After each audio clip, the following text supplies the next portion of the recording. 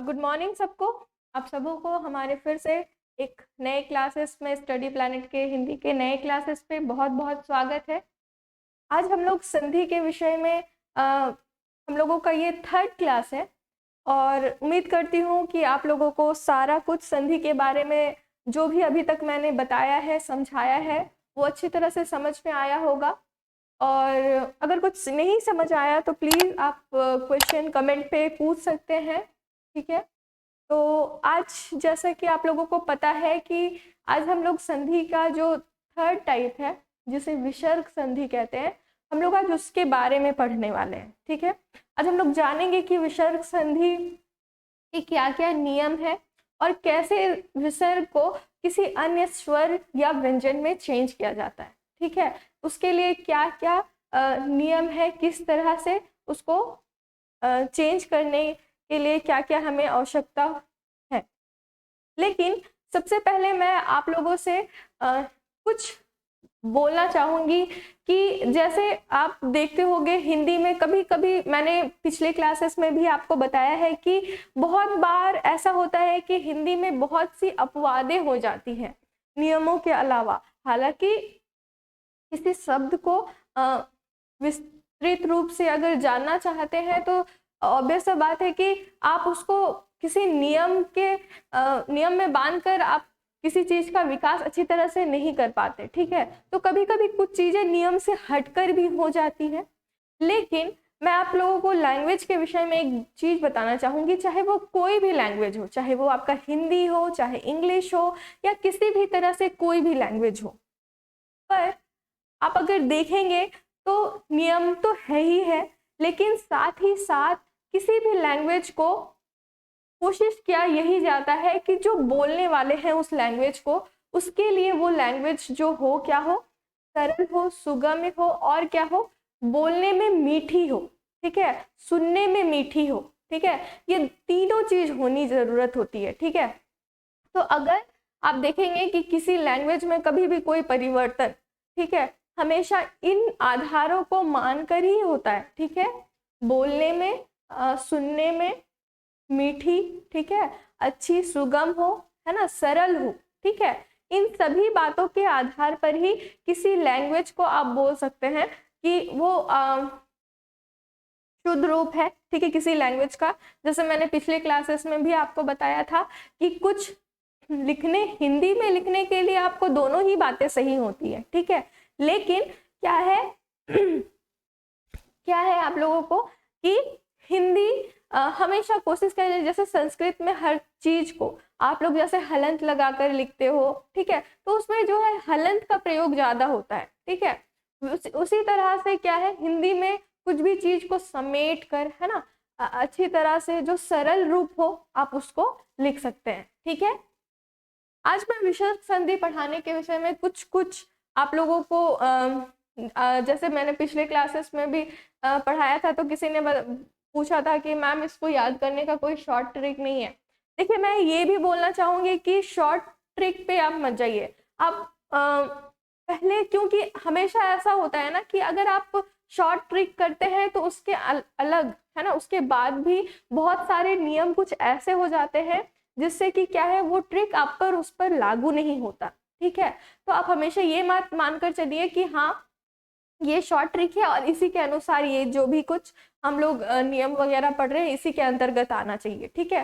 कुछ नियम ऐसे भी है जो वो ट्रिक से भी अलग हो सकते हैं, ठीक है। तो इसलिए आप पढ़ाई जो अपनी कर रहे हैं उसे अच्छी तरह से करें, है ना, हर चीजों को समझते हुए करें।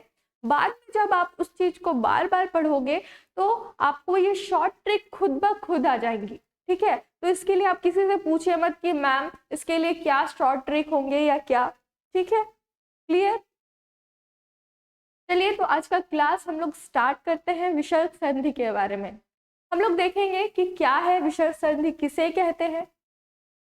देखिए, यहाँ पे आपको जैसा दिख रहा है कि विसर्ग संधि से आशय, जब विसर्ग का स्वर अथवा व्यंजन के साथ मेल होने पर जो भी परिवर्तन होता है उसे विसर्ग संधि कहते हैं, ठीक है। और मैंने आप लोगों को वर्णमाला में बताया है, पढ़ाया है कि विसर्ग किसको बोलेंगे।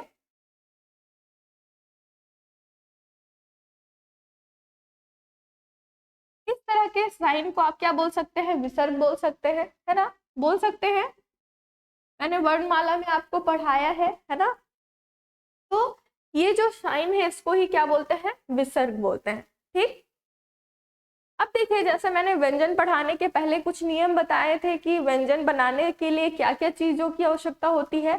तो सबसे पहले हम लोग ये देख लेते हैं कि विसर्ग जो भी जब हम लोगों को पता है हम लोग संधि विच्छेद पढ़ रहे हैं, जिसमें कि दो जो शब्द होते हैं उनका क्या है, कोई भी इंसान उनका शॉर्ट टर्म बोलता है, मतलब दोनों शब्द को मिलाकर, और दोनों शब्द एक कैसे हो जाते हैं, किसी पहला शब्द का अंतिम रूप और किसी दूसरा शब्द का पहला रूप जब जुड़ जाता है तो ही आप क्या हो तो ही क्या होता है, वो शब्द का संधि विच्छेद बोल सकते हैं, संधि होता है, संधि होता है। लेकिन संधि अभी हम लोग पढ़ रहे हैं, संधि को विच्छेद कैसे करते हैं, मतलब उसके नियम हम लोग पढ़ रहे हैं अभी। ठीक है, चलिए हम लोग कुछ नियम जान लेते हैं। ठीक, अब देखिए हम लोग विसर्ग पढ़ रहे हैं, तो विसर्ग के लिए सबसे पहली जो चीज है, हमेशा याद रखिएगा कि विसर्ग के पहले हमेशा क्या होगा, आपका यहाँ पे स्वर आएगा।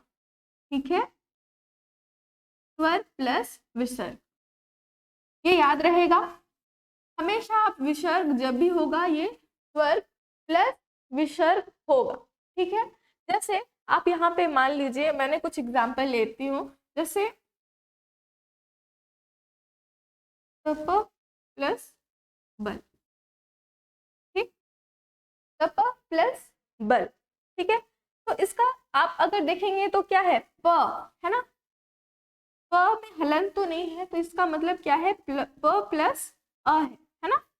ठीक है, प प्लस आ है, फिर क्या है, विसर्ग, है ना। ये ठीक है, समझ में आ रहा है। अब देखिए इसी तरह से क्या होंगे, जब भी आप देखेंगे विसर्ग वाले के लिए, ये सबसे पहली जरूरी चीज है कि विसर्ग के पहला जो भी शब्द होगा वो क्या होगा, स्वर से ही आपका स्टार्ट होगा। ठीक, इसके बाद कुछ भी हो सकता है, व्यंजन हो सकता है, स्वर हो सकता है, दोनों में से कुछ भी चीजें आ सकती है। ठीक है, इसके बाद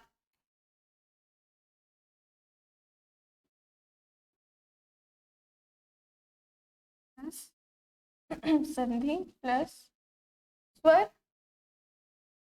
या व्यंजन।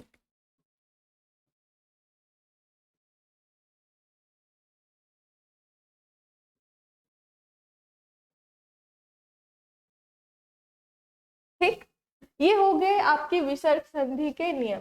ठीक है, आपको विसर्ग संधि जब भी आप देखेंगे विसर्ग बनाने के लिए, तो ये आपके जो नियम होंगे ये इसी तरह से होंगे। ठीक, इसके बाद विसर्ग संधि बनाने के लिए कुछ और सी बातों को हम लोगों को समझना आवश्यक है। ठीक,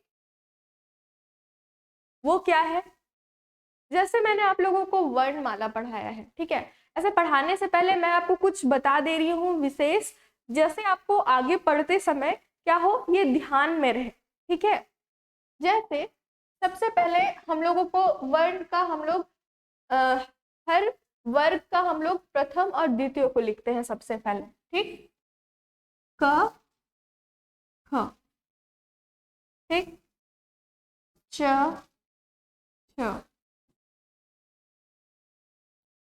त थ, त, तो थोड़ा छोटा लिख देती हूँ वरना नीचे फिर जगह नहीं होगा। ट, ठ, त, थ और प और फ। ठीक, आप लोगों को पता है ये क्या हो गया आपका प्रथम, और किसी भी वर्ग का ये प्रथम वर्ण और दूसरा वर्ग हो गया। ठीक है, वर्ग ही होगा। ठीक है, वर्ग हमारा दो तरह से होता है, एक इस तरह से होता है क्षैतिज रूप में, और एक क्या होता है ये लंबवत रूप में भी वर्ग हम बोलते हैं। ठीक है, तो ये आपका जो वर्णमाला है उसका ये दो वर्ग का हो गया। अब ध्यान रखेंगे ये कंपलसरी नहीं है। ठीक है, हमेशा ऐसा नहीं होता, बट कुछ बातें आपको याद रखने के लिए जस्ट मैं ये शॉर्ट ट्रिक बता रही हूँ। ठीक, कि ये अक्सर किस में परिवर्तित हो जाएगा? अगर विसर्ग के बाद, ठीक है, विसर्ग के बाद अगर ये सारी चीजें आपको दिखे, ठीक है, किसी भी विसर्ग के बाद जब भी ये सारी चीजें दिखे तो ये किस में परिवर्तित हो जाएगी? जस्ट आगे मैं पढ़ाने से पहले आप लोगों को ये बता दे रही हूँ ताकि क्या है आप बेहतर तरीके से जो है चीजों को समझ पाए। ठीक, अब देखिए का और खा जब भी आएगा तो हमेशा क्या होगा, यहाँ पे कोई परिवर्तन नहीं होगा। ठीक है, विसर्ग में किसी तरह का कोई परिवर्तन नहीं होगा, कोई परिवर्तन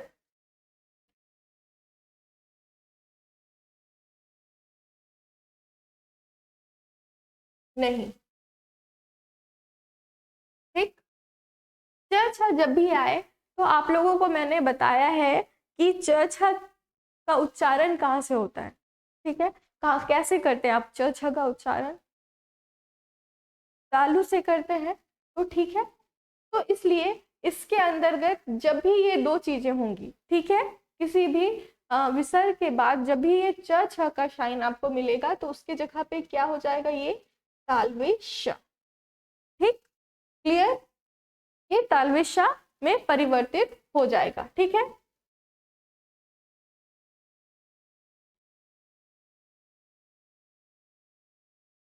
इसके बाद ट ठ आपका कौन सा वर्ग में आ जाता है? मतलब इसको बोलने में किस प्रकार की प्रक्रिया का ज्यादा यूज किया जाता है? मूर्धा का ज्यादा यूज किया जाता है। ठीक है, तो इसके अंतर्गत क्या आ जाएगा, मूर्धा सा। जब भी ये चीजें आपको दिखे विसर्ग के बाद तो ये किस में परिवर्तित हो जाएगा, स में परिवर्तित हो जाएगा। ठीक, मूर्धा सा में। उसके बाद त था, है ना, त था जब भी आए तो इसके बाद क्या हो जाएगा, अब ये कैसे ये मतलब उच्चारण इसका किससे होता है, किसके सहारा से? दांत की सहारा से। मतलब क्या होता है जब भी हम बोलते हैं श, है ना, तो जो हमारा जो जीभ है वो किससे होता है, दांत से टच होता है। ठीक है, तो इसीलिए इसके अंतर्गत क्या हो जाएगा, अब ये दोनों चीजें जब भी किसी विसर्ग के बाद आपको दिखे तो ये अधिकतर किस में परिवर्तित हो जाएगी, सा में परिवर्तन उसका हो जाएगा। फिर क्या है, प और फ।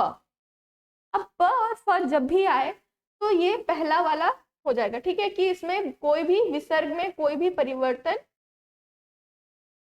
नहीं होगा। ठीक है, कोई परिवर्तन नहीं। ठीक, क्लियर, दिख रही है इतनी बातें आपको? ठीक, अब देखिए ये आप याद रखें तो आगे आप चीजों को और बेहतर तरीके से अच्छे से समझ सकते हैं, है ना। अब इसके अलावा भी कुछ बातें हैं। ठीक है,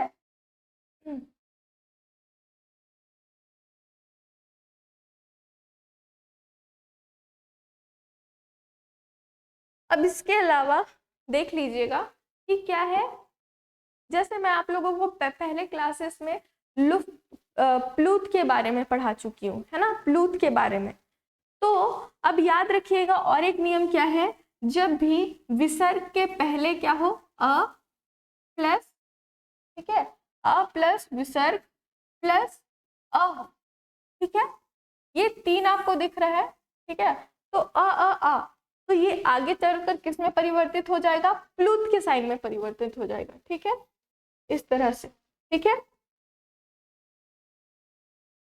इसके बाद और एक चीज क्या है, अभी आप इतने ही ट्रिक याद रखिए, उसके बाद क्या है हम लोग नियम के आधार पर समझते जाएंगे, क्योंकि अगर मैं अभी अगर आप लोगों को बताते जाऊं तो ऐसा ना हो कि मैं पढ़ाते पढ़ाते आप लोगों को कुछ ज्यादा ही समझ में आ जाए, तो ऐसा भी नहीं होना चाहिए, है ना, कुछ ज्यादा नहीं समझना है, पढ़ाते पढ़ाते समझ लीजिए, बस इतने बातों को आप याद रखिए, है ना। चलिए हम लोग आगे बढ़ते हैं। हम लोग देख चुके हैं कि विसर्ग संधि क्या होती है ना, कि जब भी क्या है विसर्ग, मतलब जब विसर्ग का स्वर अथवा व्यंजन के साथ मेल होने पर जो परिवर्तन होता है उसे ही आप विसर्ग संधि कहते हैं। ठीक, अब देखिए विसर्ग संधि को ये तीन भागों में बांटा गया है। ठीक, सबसे पहला है स्वत्व विसर्ग संधि, दूसरा है उत्व विसर्ग संधि और तीसरा है रुत्व विसर्ग संधि। ठीक, देखिए अब ये तीनों जो टर्म है विसर्ग संधि के, है ना, तीन भागों में जो बांटा गया है विसर्ग संधि को, ये आप हिंदी में नहीं देखेंगे, इसका जो ये बांटा गया है इसका, ठीक है, मतलब ये तीनों नाम आप हिंदी में नहीं देखेंगे, लेकिन कभी कभी किसी बुक में दिया रहता है, तो आप आगे चलकर कहीं कंफ्यूज ना हो कि हाँ कि मैंने पढ़ा नहीं है आखिर ये क्या होता है, इसलिए मैं इसको बता दे रही हूँ आप लोगों को कि ये जो है ये संस्कृत में विसर्ग को तीन भागों में, तीन नहीं एक्चुअली बोला जाए तो इसको चार भागों में, ये तीन के अलावा एक चौथा क्या होता है जिसमें कोई परिवर्तन ना हो, ठीक है, विसर्ग में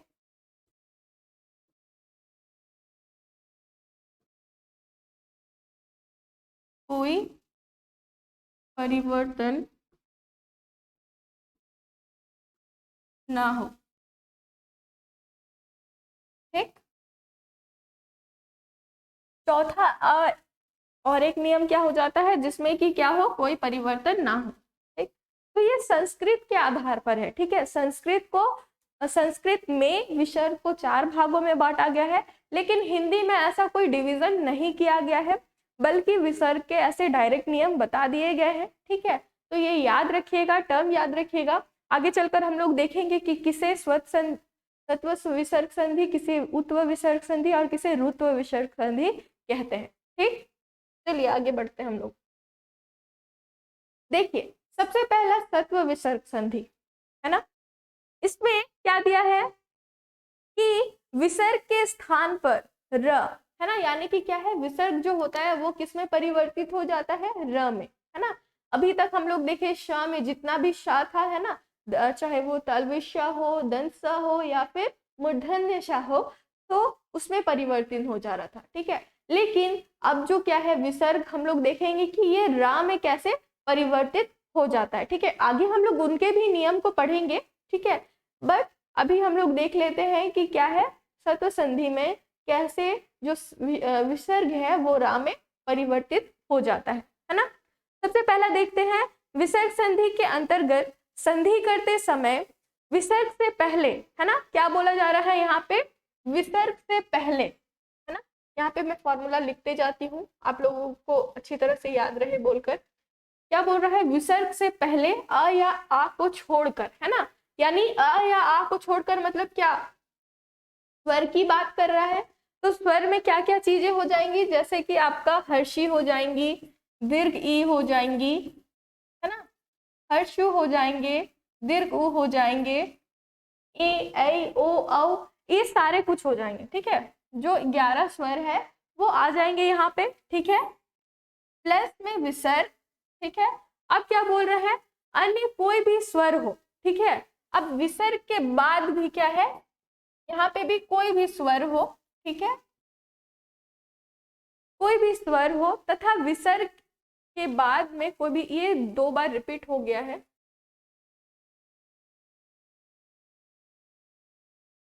पहले छोड़कर अन्य कोई स्वर हो तथा विसर्ग के बाद कोई स्वर वर्ण हो, एक मिनट, विसर्ग संधि के अंतर्गत संधि करते समय विसर्ग से पहले आ को छोड़कर अन्य कोई भी स्वर हो तथा विसर्ग के बाद कोई स्वर वर्ण हो, सॉरी ये ठीक ही है ना, क्या बोल रहा है, कोई भी स्वर वर्ण हो, यानी कि इसके बाद जैसा कि कोई भी स्वर हो या किसी वर्ग, है ना, अब क्या बोल रहा है कि किसी भी वर्ग का, कोई भी किसी भी वर्ग, जैसे क वर्ग, च वर्ग, ट वर्ग, त वर्ग, प वर्ग, इनमें से किसी भी वर्ग का क्या क्या हो, तीसरा, चौथा और पंचम वर्ग हो, ठीक है। ये सभी बातें अगर किसी चीज में उपस्थित है ना, किसी भी नियम में अगर है, तो क्या होगा, जो विसर्ग है वो किस में परिवर्तन हो जाएगा, उसका र में, ठीक, क्लियर, ये आपका यहाँ पे लगेगा, है ना, हलंत लगेगा, ठीक। और एक बात, विसर्ग, जैसे ये जो विसर्ग का साइन है, मैंने पिछले क्लासेस में आपको जो संधि के सबसे पहले क्लासेस में मैंने आपका बताया है कि इसका उच्चारण क्या हो जाता है, ह में, है ना, ह, है ना, ह में हो जाता है, जैसे दुख, दुख, जैसे हम ये लिखते हैं ना, दुख, तो ये जो होगा आपका क्या हो जाएगा, ह का प्रोनाउंसिएशन ये होगा। ठीक है, अब देखिए क्या बोल रहे हैं, ये सारी चीजें हो तो क्या होगा, जो विसर्ग है वो र में परिवर्तित हो जाएगा। ठीक, जैसे आप लोगों को यहाँ दिख रहा है नी, है ना, नी इसमें से क्या है, हर्षी की मात्रा है ना, हर्षी की मात्रा है। उसके बाद क्या है, विसर्ग, विसर्ग है। फिर स्वर या फिर 3/4 या 5 वर्ग में से कोई भी हो, जैसे ग क्या है आपका तीसरा वर्ग के अंतर्गत आता है ना। तो क्या हो रहा है, यहाँ पे जो विसर्ग है वो किस में परिवर्तन हो जा रहा है, र में, है ना, ये देख रहे हैं आप लोगों को र, तो ये क्या हो जा रहा है, निर्गुण, है ना, निर्गुण में परिवर्तित हो जा रहा है। इसी प्रकार क्या है, दु उपयोग, है ना, जिसका क्या हो जा रहा है, ये दुरुपयोग में परिवर्तित हो जा रहा है। ठीक है, मैंने रा का भी टाइप्स आपको पिछले क्लासेस में बताया है, इस तरह से, इस तरह से, है ना, ये होता है ना। ये हो गया आपका दुरुपयोग। उसके बाद थर्ड जो है क्या है आपका, दुर्गुण, है ना,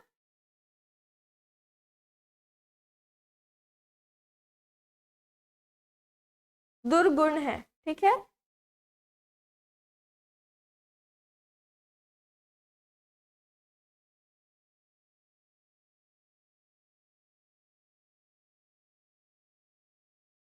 क्लियर,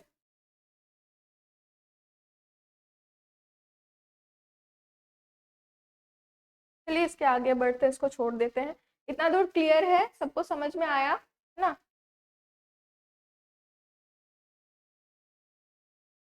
के बाद, के बाद हम बात करते हैं उत्व विसर्ग संधि की। ठीक है, इसमें क्या बोला जा रहा है, यदि किसी प्रथम पद के आखिरी या अंत में, है ना, क्या बोला जा रहा है, यदि किसी पद, आप लोगों को पता है कि विसर्ग से पहले क्या होगा, हमेशा क्या होगा, स्वर होगा ना,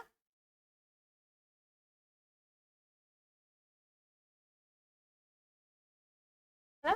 क्या बोला जा रहा है, यदि किसी प्रथम पद के आखिरी और अंत में क्या लगे, अ, है ना, अ आए, उसके बाद में क्या है, विसर्ग आए। ठीक है, मान लीजिए यहाँ पे अ है, इसके बाद क्या आएगा, विसर्ग आए, तथा दूसरे पद की शुरुआत में, है ना, शुरुआत के होगा, यहाँ पे शुरुआत के या में भी हो सकता है यहाँ पे, है ना, शुरुआत में तीसरे चौथे या पांचवा, है ना, पांचवा वर्ग आए, या क्या आए, यर अलावा, यर अलावा क्या है, अंतस्थ व्यंजन,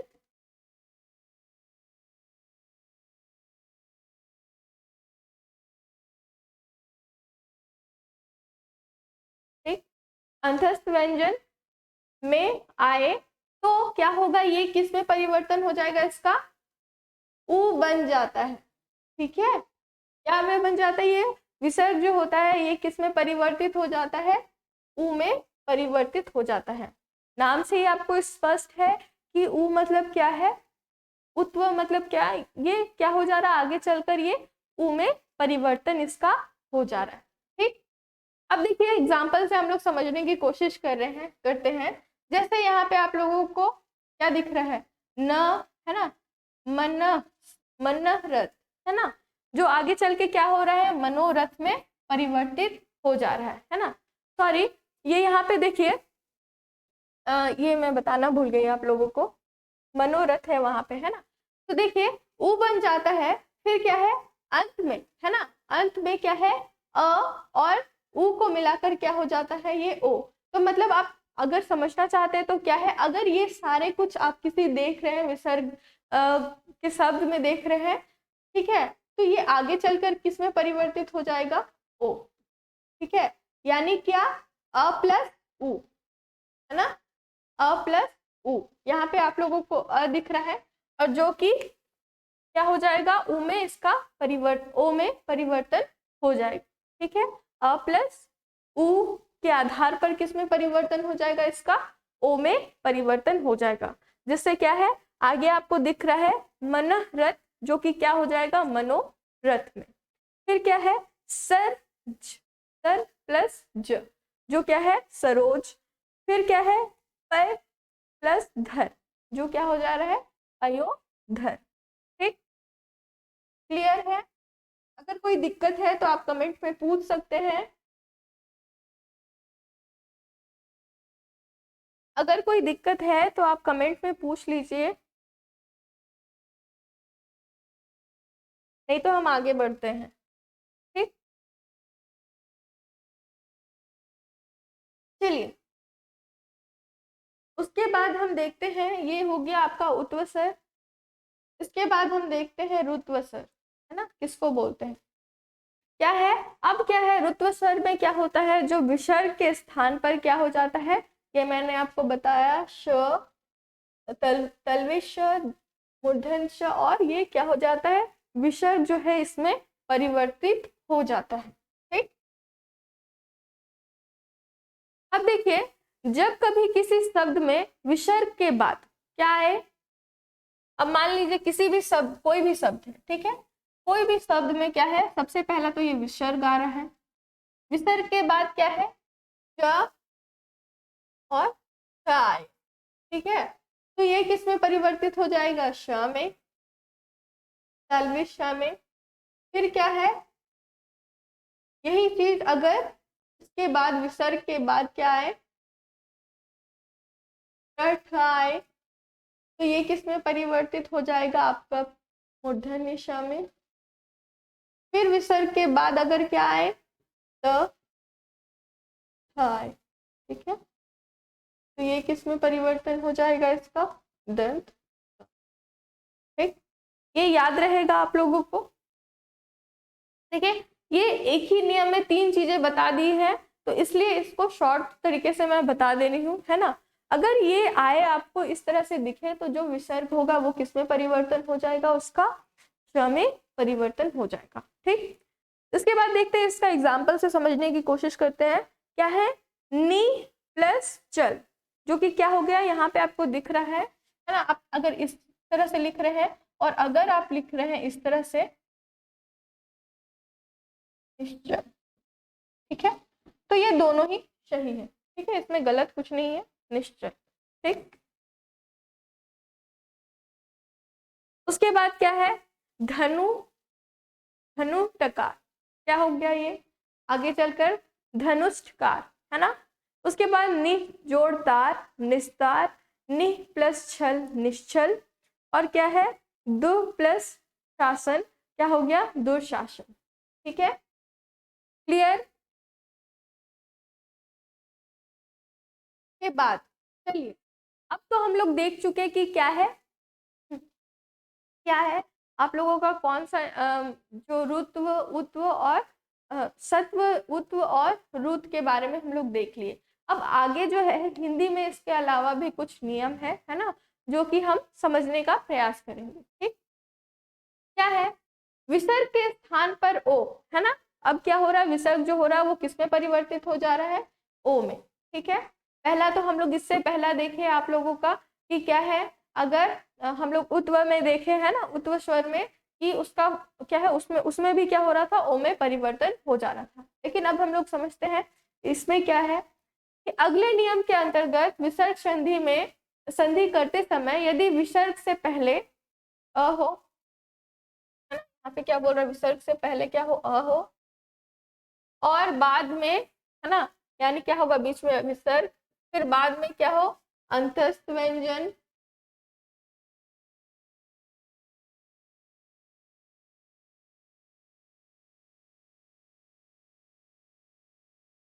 प्लस में क्या हो, ह हो। ठीक है, तो ये किस में परिवर्तित हो जाएगा, ओ में। ठीक, जैसे मैंने उत्व स्वर में आप लोगों को, उत्व विसर्ग में बताया आप लोगों को कि यहाँ पे बस क्या नहीं है, तीसरा, चौथा और ये पांचवा वर्ग नहीं है, है ना। बस आप इसको याद रखिएगा, दोनों को आप कनेक्ट करके याद कर सकते हैं। बस यहाँ पे जो एक्स्ट्रा चीज है वो क्या है, ह, है ना। तो आप इसको भी समझ सकते हैं कि अगर ह भी आए तो क्या आ जाएगा, ये ओ में परिवर्तन इसका हो जाएगा। ठीक है, जिसके आधार पर क्या दिख रहा है आपको, ये एग्जाम्पल से देखते हैं। मन प्लस भाव, है ना, मनोभाव, है ना, जिसमें क्या है, भाव आ रहा है, भाव कौन सा है, तीसरा है ना, तीसरा वर्ग है। फिर क्या है, यश जोड़ दा, है ना, यशोदा, यशोदा, है ना। फिर उसके बाद क्या है, मन प्लस कामना, जो क्या हो जा रहा है, मनोकामना। फिर क्या है, मन प्लस हर, जो हो जा रहा है आपका मनोहर, है ना। क्लियर है। बस उत्व स्वर्ग के उसमें ही, उसके ही एग्जाम्पल में आप और क्या लगा दीजिएगा कि अगर इसके बाद क्या है, ह भी आए तो क्या है, जैसे यहाँ पे आपको दिख रहा है मन प्लस क्या है, हर। ठीक, तो क्या हो रहा है, यहाँ पे ह आ रहा है ना विसर्ग के बाद, तो क्या हो जा रहा है, ये मनोहर में परिवर्तित हो जा रहा है। ठीक, क्लियर है ना। इसके बाद चलिए और देखते हैं। अब विसर्ग का क्या है, जो मूर्धन्य षा में परिवर्तित।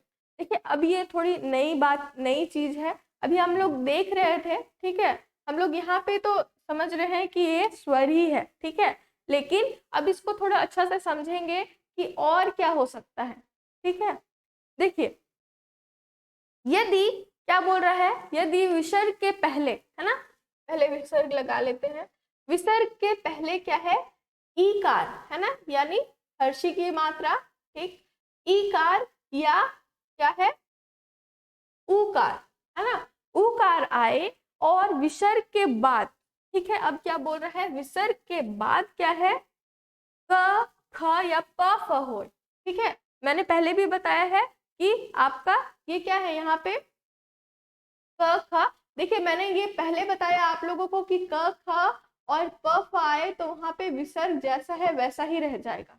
ठीक है, लेकिन इसका और एक नियम है कि क्या है, क ख ईकार और उकार आए। ठीक है, यहाँ पे याद रखिए, इन दोनों में डिफरेंस याद रखिए। अगर इससे पहले क्या है आपका हर्षिकार यानी ईकार या हर्षुकार आए, ठीक है, तो क्या होगा, क, और इसके बाद विसर्ग के बाद क्या है, क और ख या फिर प या फ आए तो विसर्ग क्या हो जाएगा, मूर्धन्य ष में परिवर्तित हो जाएगा। ठीक,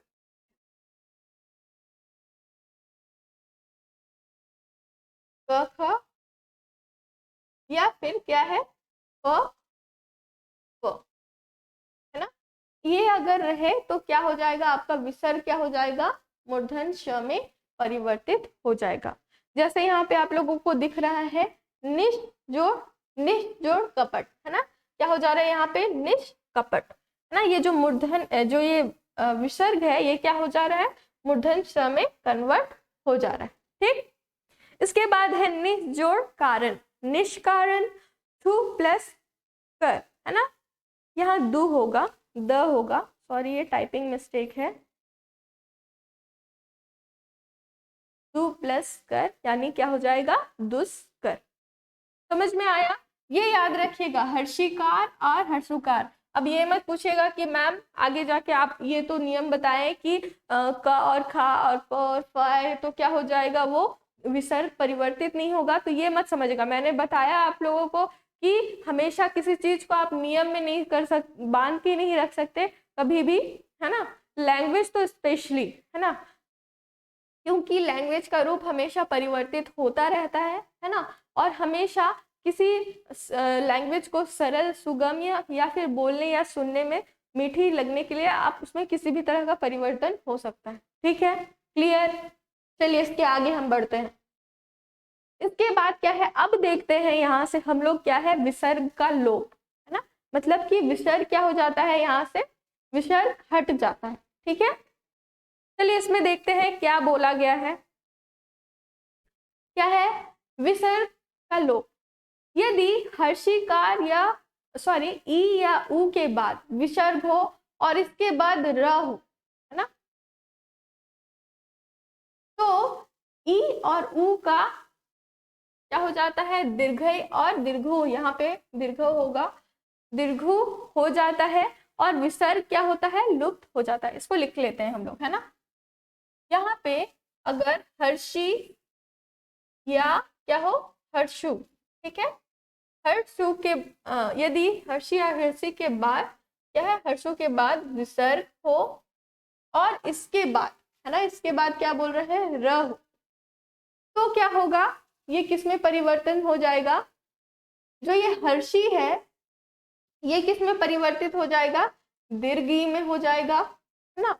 और जो ये हर्षु है ना, यहाँ जो दिख रहा है आपको हर्षु, ये किस में परिवर्तित हो जाएगा, इसका दीर्घु में। अब दीर्घु और ऐसे तो नहीं लिख दीजिएगा आप, ये तो क्या है आपका एक मात्रा है ना, मात्रा में हम लोग पढ़ चुके हैं, तो ये किस में हो जाएगा, दीर्घी और दीर्घु में परिवर्तित हो जाएगा। और क्या होगा, साथ ही साथ क्या हो जाएगा, विसर्ग जो क्या है लुप्त हो जाएगा। ठीक, क्लियर। अब देखिए एग्जाम्पल से समझते हैं, है ना। यहाँ पे क्या दिख रहा है आपको, नि, है ना, जिसमें क्या लगा हुआ है, हर्षी की मात्रा लगा हुआ है। ठीक, साथ में और एक चीज याद रखिएगा, ये क्या है, हमेशा क्या है, इसके बाद क्या आ रहा है, हर्षी और हर्षी और हर्षु के बाद क्या आ रहा है, ये र, है ना, र आ रहा है, तो ये क्या हो गया, नीरव, है ना, नी प्लस रव क्या हो गया आपका, नीरव, नीरव, है ना। फिर क्या है, नी प्लस रोग क्या हो जाएगा, निरोग, निरोग, है ना, नी प्लस रोग क्या हो गया आपका, निरोग। ठीक, इसके बाद क्या है, दु प्लस राज क्या हो गया, दुराज, है ना। तो ये याद रखिएगा, ठीक है। अब देखिए हर्षी और हर्षु, है ना, दो नियम में हम लोग पढ़ चुके हर्षी और हर्षु के बारे में, ठीक है, क्लियर। कुछ क्वेश्चन है, पूछना है कुछ तो पूछ सकते हैं आप, अगर कुछ पूछना है तो। आई होप मेरी बातें आप लोगों को समझ में आ रही होंगी, है ना। चलिए इसके बाद हम लोग देखते हैं, इसके बाद क्या है, विसर्ग के स्थान पर कोई परिवर्तन नहीं होता है। ठीक है, अब देखिए क्या आ गया, विसर्ग के बाद कोई परिवर्तन नहीं होता है। क्या बोल रहा है, विसर्ग संधि के पहले, है ना, यानी क्या है, विसर्ग के पहले अ, ठीक है, अ हो, और विसर्ग के बाद, ठीक है, क्या हो, क और ख, या फिर क्या हो, क और व, ठीक है, व हो, तो क्या होगा, विसर्ग में जो क्या होगा, कोई परिवर्तन नहीं होगा, विसर्ग में कोई परिवर्तन नहीं।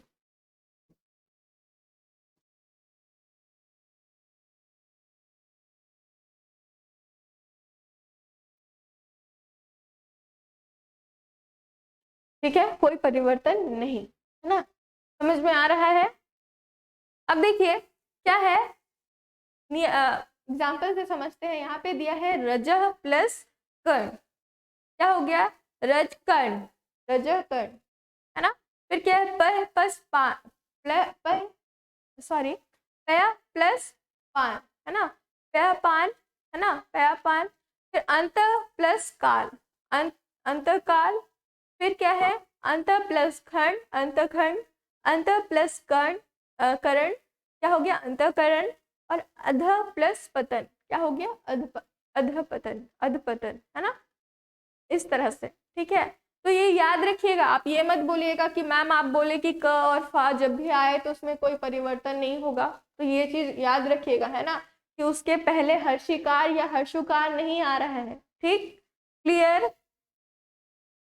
चलिए इसके बाद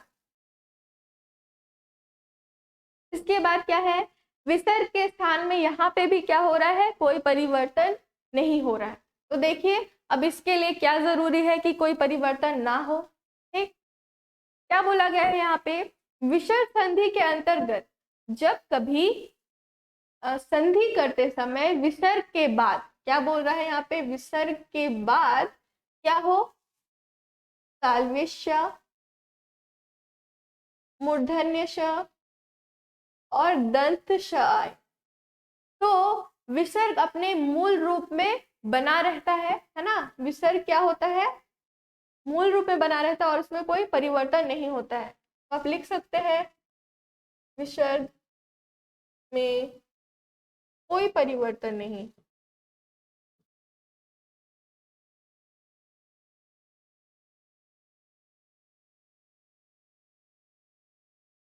क्लियर? दिख रहा है आपको? ये सारा अगर होगा तो इसमें कोई किसी भी तरह का परिवर्तन नहीं होगा। लेकिन ये जब किसी किसी केस में क्या हो रहा था, जैसे च छ ट ठ और क्या त थ का जब इससे विसर्ग से पहले अगर आ रहा था तो क्या हो रहा था, उसमें परिवर्तन हो रहा था, है ना। अब देखिए इस वाले रूल में क्या बोला जा रहा है कि इसमें कोई परिवर्तन नहीं होगा। जैसे एग्जांपल से समझते हैं, जैसे नी प्लस संदेह, है ना, यहाँ पे क्या आ रहा है, दंश आ रहा है, ठीक है। तो ये क्या हो गया, निसंदेह, ठीक है, निसंदेह। उसके बाद क्या है, दो प्लस शासन, है ना, क्या हो गया ये, दुशासन। देखिए कोई परिवर्तन यहाँ नहीं बोला है, तो आप इसका यहाँ पे इस तरह से भी लिख सकते हैं, निसंदेह, ठीक है। और मैं आपको बता रही हूँ कि हमेशा हिंदी में कभी भी आपको जैसे कि शब्द में कंफ्यूजन देने के लिए आपको कुछ भी क्वेश्चन पूछा जा सकता है, पर हमेशा याद रखिएगा आप टिक उसे लगाइएगा जो सुनने में और उस जो शब्द है उसका जो अच्छी तरह से वर्णन कर रहा हो, आप उसे ही टिक लगाइएगा। जैसे निस्संदेह, जैसे बोलते वक्त क्या है कि हाँ सचमुच, बिल्कुल ऐसा है ना, निस्संदेह। तो ये क्या है, आपको बोलने में क्या ये वर्ड ज्यादा अच्छा लग रहा है ना, निस्संदेह। तो ये आप अगर इन दोनों में से कभी भी एग्जाम में आए तो हमेशा क्या करें, इस पर टिक लगाएं, ठीक। उसके बाद क्या है, दुशासन, तो क्या हो गया ये, दुशासन, ठीक है, क्लियर। चलिए इसके बाद देखते हैं हम लोग। इसके बाद जो अंतिम है ना, अब इतना सारा कुछ समझने के बाद ये कंफ्यूज मत होइएगा, ठीक है। हम लोग पहले पढ़े हैं इसके बारे में, ठीक है, लेकिन इसमें कुछ अलग है थोड़ा सा, वो हम समझ लेते हैं क्या अलग है, ठीक है। ये मैंने आप लोगों को बताया क्या है, यदि विसर्ग के आगे पीछे अ हो, ठीक है, यहाँ पे एग्जाम्पल में मैं लिखती हूँ, विसर्ग के आगे या पीछे, है ना, क्या बोल रहे हैं, विसर्ग के आगे और पीछे क्या हो, अ हो, ठीक है। तो पहला आ और विसर्ग मिलकर, है ना, क्या बोल रहा है, पहला आ और विसर्ग मिलकर छठे नियम की तरह, है ना, ओकार हो जाता है, ठीक है, ओकार हो जाता है। क्या बोल रहा है, अगर ऐसा रहे तो ये क्या हो जाएगा, ओकार हो जाएगा, और बदलावे अ का लोप होकर उसके स्थान में लुप्तकार का चिन्ह लग जाएगा, लुप्तकार या प्लुत बोल सकते हैं आप उसको, ठीक है। तो ये क्या होगा, अ का फिर क्या है, जो ये तीसरा आ है इसका लोप हो जाएगा, यानी ये हट जाएगा और इसके जगह पे क्या लग जाएगा, इस तरह का साइन लग जाएगा, जैसे आपका ओम लिखाता है ना, ओम हो गया। फिर यहाँ पे कुछ कुछ एग्जाम्पल जैसे देख सकते हैं आप, ये अगर लिखेंगे, लिखने का प्रयास करेंगे तो क्या है, इसको थोड़ा सा इधर रख देती हूँ, क्या हो जाएगा ये,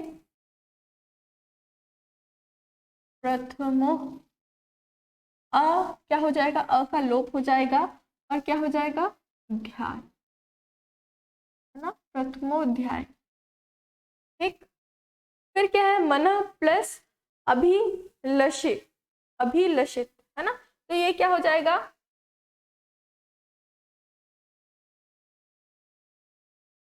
मनो, क्या हो जाएगा, इसके जगह पे ये लुप्तकार लग जाएगा चिन्ह, और क्या हो जाएगा, ही लषित,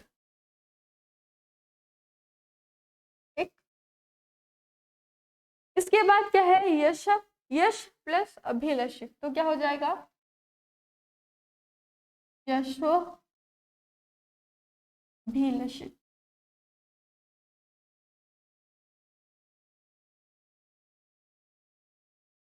ठीक है।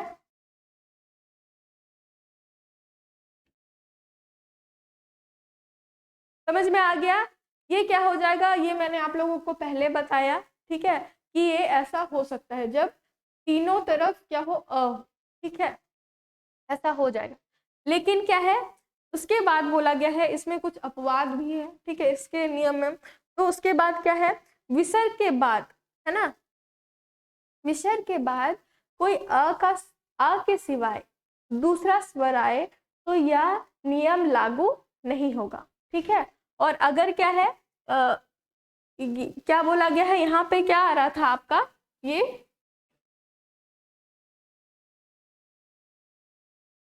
यहाँ पे ये आ रहा था आपका अ प्लस विसर्ग प्लस अ, ठीक है, जो कि किस में हो जा रहा था परिवर्तित, आपका इस तरह, है ना, ठीक है। लेकिन क्या बोल रहा, अगर इसके जगह पे क्या हो, दूसरा स्वर आए, ठीक है, जैसे आपको दिख रहा है अत, अत, अत प्लस एम, है ना, तो क्या हो गया अतएव, ठीक है, क्लियर। तो अगर कोई दूसरा स्वर आए तो यह नियम लागू नहीं होगा, बल्कि विसर्ग का लोप हो जाएगा। साथ ही साथ क्या होगा, यह नियम तो लागू नहीं होगा, प्लस में क्या है, विसर्ग का लोप हो जाएगा। ठीक, समझ में आया, समझ में आ गया, क्लियर है। कुछ पूछना है तो पूछ सकते हैं, कुछ अगर पूछना है तो पूछ सकते हैं। आज के लिए इतना ही है ना, इतने नियम है। अगर आप इतने नियम को अच्छी तरह से पढ़ लेते हैं तो आपका, और साथ ही साथ ये जो एग्जाम्पल्स मैं दे रही हूँ, यही अधिकतर क्वेश्चन में आपको पूछ लिए जाते हैं, ठीक है। अगर आप इन्हें भी याद कर लेते हो तो आप अच्छी तरह से संधि विच्छेद जो है वो कर सकते हो, है ना, आराम से। जो मैं बातें बता रही हूँ, अगर आप पर डे के क्लासेस में इसको अच्छी तरह से सुनते हो, समझते हो, तो बिल्कुल आप संधि विच्छेद अच्छी तरह से कर सकते हैं, ठीक है, क्लियर। चलिए, आज के लिए इतना ही रहने देते हैं, ठीक है। कल को कुछ और टॉपिक हम लोग देखेंगे और नई चीजें हम लोग समझने की कोशिश करेंगे। Thank you class.